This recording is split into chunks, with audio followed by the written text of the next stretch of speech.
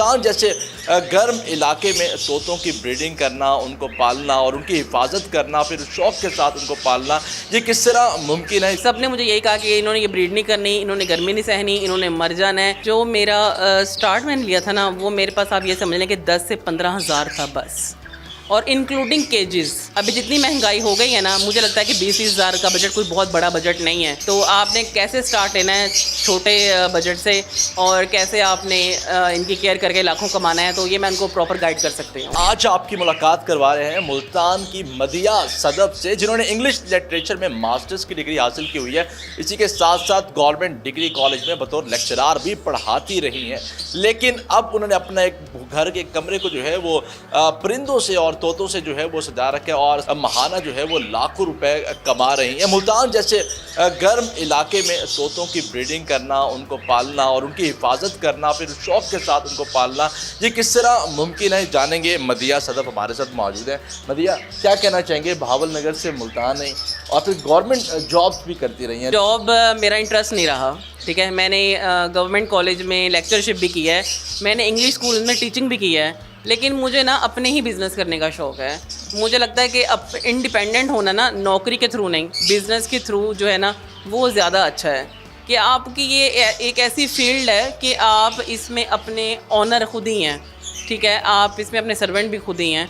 तो ये मुझे लगता है कि एक बेस्ट प्लेटफॉर्म है जितनी भी लेडीज़ घर पर हैं और जिनके पास लो बजट है।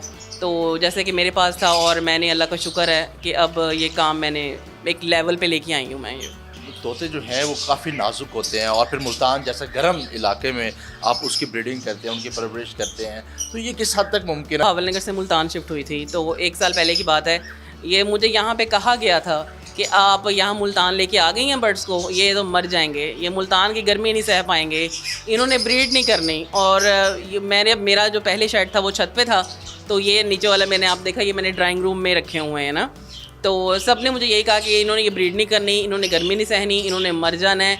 लेकिन अल्हम्दुलिल्लाह मैं ये प्राउडली कहूँगी कि जैसी ब्रीड मेरे पास मुल्तान में आई है ना, ऐसी ब्रीड मेरे पास भावनगर में भी नहीं आई थी। ये हमारा जो है बड़ा रूम है, इसको मैंने बर्ड्स के लिए किया क्योंकि इसमें वेंटिलेशन ना बहुत अच्छी है। तो बर्ड्स के लिए वेंटिलेशन बहुत ज़रूरी है। अब जिस ज़रिए से आप अर्निंग कर रहे हो, कमा रहे हो, तो मेरा ख्याल वो उस चीज़ के लिए ना आपका माहौल जो है बहुत कंफर्टेबल होना ज़रूरी है। तो इसलिए मैंने इनके लिए मेन रूम चूज़ किया था ना। तो बाकी रही शोर की बात, जो नए लोग आते हैं वो कहते हैं कि शोर करते हैं, लेकिन कुछ ही देर में वो यूज़ टू हो जाते हैं, भूल जाते हैं कि ये शोर भी था। तो शुरू में हर चीज़ थोड़ी सी तंग लगती है, लेकिन उसके बाद इंसान यूज़ टू हो जाता है। अच्छा, आपने इस बिज़नेस को स्टार्ट कहाँ से लिया? कितने परिंदों से स्टार्ट लिया? मेरा एज सच कोई इरादा नहीं था कि मैं इतने बड़े लेवल पे जो है ना बिज़नेस करूँगी। मेरा ये हॉबी थी कि मैं ना परिंदों को रखूँ। मैंने अपनी छत पे इतने, आपको बताऊं कि गुलहरियाँ और कव्वे और चिड़ियाँ, फाख्ताएँ, कबूतर इतने थे ना, वाइल्डली आते होते थे। तो ये शौक़ मेरा ना वहाँ से डेवलप हुआ, पहले बाहर के बर्ड से ना। फिर मैंने 2-3 बर्ड्स परचेज़ किए, फिर 2-3 मैंने बजिस के पेयर परचेज़ किए। तो ये सिर्फ मैंने अपना शौक़ पूरा करने के लिए किया था। जो मेरा स्टार्ट मैंने लिया था ना, वो मेरे पास आप ये समझ लें कि 10 से 15 हज़ार था बस, और इंक्लूडिंग केजेस। मैंने एक लव बर्ड का, एक कॉकटेल का और 4-5 बजीज के पेयर परचेज़ किए थे एक्सपीरियंस गेन करने के लिए, कि मेरे पास एक्सपीरियंस है। तो वो एक्सपीरियंस जब मैंने गेन कर लिया, मुझे पता चल गया कि बर्ड कैसे रखते हैं, इनको बीमारी आ जाए तो इनकी केयर कैसे करते हैं, इनको सर्दी गर्मी से कैसे बचाते हैं, और स्पेशली कि ब्रीड कैसे लेनी है।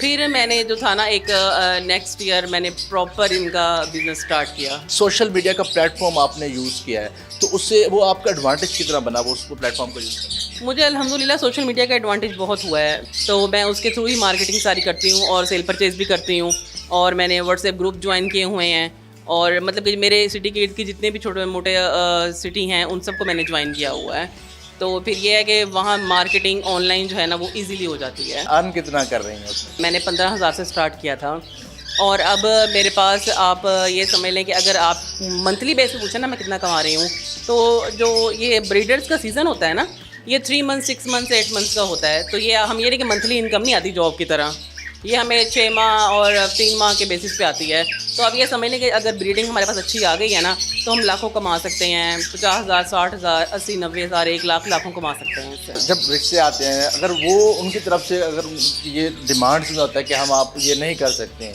तो इसका आपका क्या रद्द-ए-अमल होगा इस वक्त? मैं जब भी कोई ऐसा प्रपोज़ल आता है जिनको मेरे बर्ड्स से मसला होता है, तो मुझे उनसे मसला होता है, तो वो फिर मैं उनको एक ही मशवरा है मेरा कि मैं दुनिया के आखिरी लड़की तो नहीं हूँ, और भी हैं आप जो उनके पास नहीं है बर्ड्स, उनको देख लें। ख़वातीन को, उन लड़कियों को, उन स्टूडेंट्स को आप क्या मैसेज देना चाहेंगे? स्टूडेंट्स के पास ना बजट बहुत कम होता है, स्टूडेंट्स क्योंकि पढ़ भी रहे होते हैं।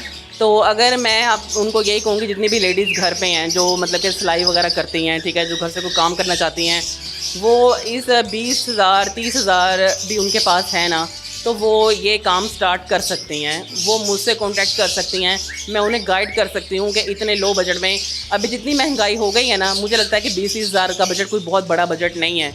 तो आपने कैसे स्टार्ट लेना है छोटे बजट से, और कैसे आपने इनकी केयर करके लाखों कमाना है, तो ये मैं उनको प्रॉपर गाइड कर सकती हूँ।